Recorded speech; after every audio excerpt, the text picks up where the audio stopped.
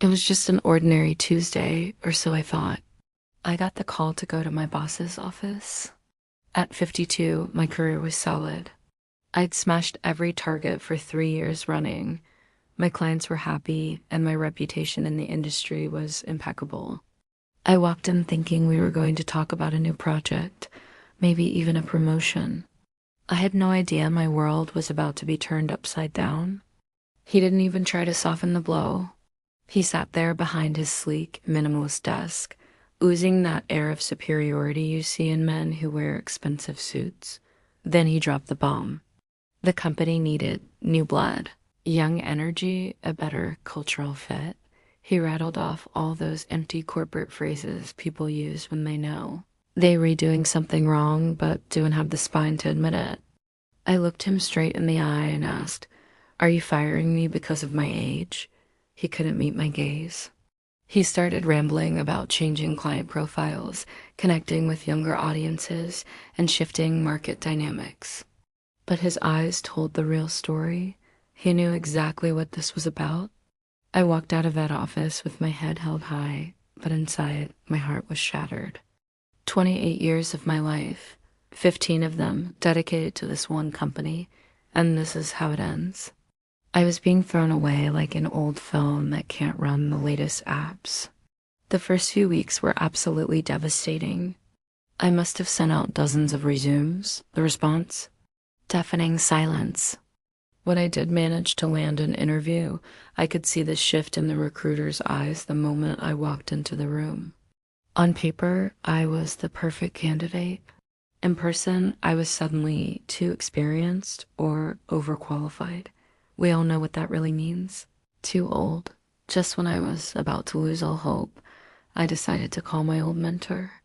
She was a brilliant woman I had helped years ago on a make-or-break project when everyone else had written it off. She listened patiently to my story, a strange, unreadable smile playing on her lips. 3 days later, I found myself in one of the most luxurious offices in the city. I was sitting across from the CEO of one of the biggest strategic consulting firms in the country.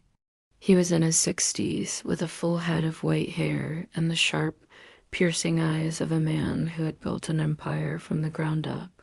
He was direct. He wanted me to be his new strategy director. The salary was double what I was making before. The position was 3 levels higher, and the best part? They valued the very things my old boss had thrown away: my experience, my maturity, my proven ability to navigate a crisis with a steady hand. I accepted on the spot.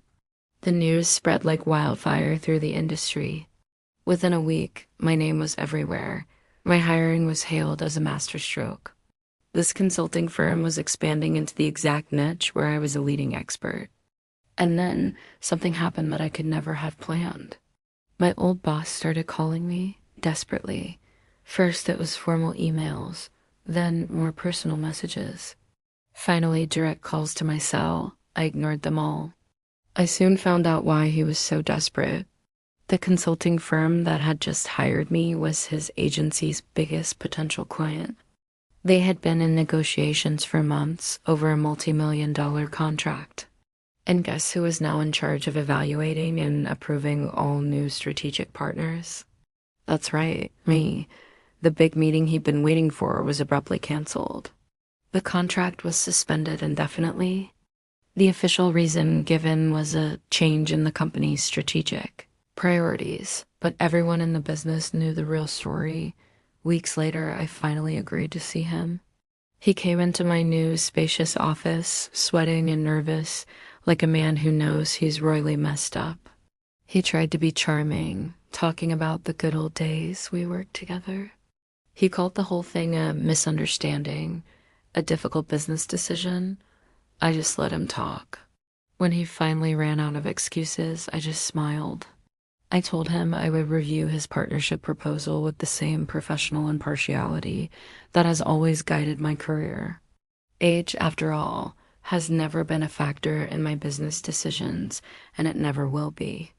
The look on his face in that moment was worth every tear I'd shed, every sleepless night I'd spent questioning my own worth, and every door that had been slammed in my face. 3 months later, his agency lost 2 more major clients. It wasn't my doing, not directly. The story of my discriminatory firing had leaked. And in today's corporate world, diversity and inclusion aren't just buzzwords, they're deal breakers. And what about that partnership he wanted so badly? I turned it down. It wasn't for revenge. We simply found a better partner, one more aligned with our company's values. Coincidentally, she was a 57-year-old woman who was being undervalued at her old company. Today, I lead a team of 23 professionals. Their ages range from 25 to 62. Our results speak for themselves. And whenever I'm hiring, I look for 3 things: competence, character, and potential. I learned the hard way that new blood has nothing to do with how old you are. It's about your mindset, your resilience, and having the wisdom to value people for who they are and what they bring to the table. And my old boss, I heard he was recently replaced. Apparently, at 38, he was already considered too stagnant for the job. Irony can be cruel, can it? But sometimes it's also perfect. Thank you for listening to my story. If you've ever felt undervalued, remember that your worth isn't determined by someone else's inability to see it. Keep pushing forward. Don't forget to like this video and subscribe for more stories like this. See you next time.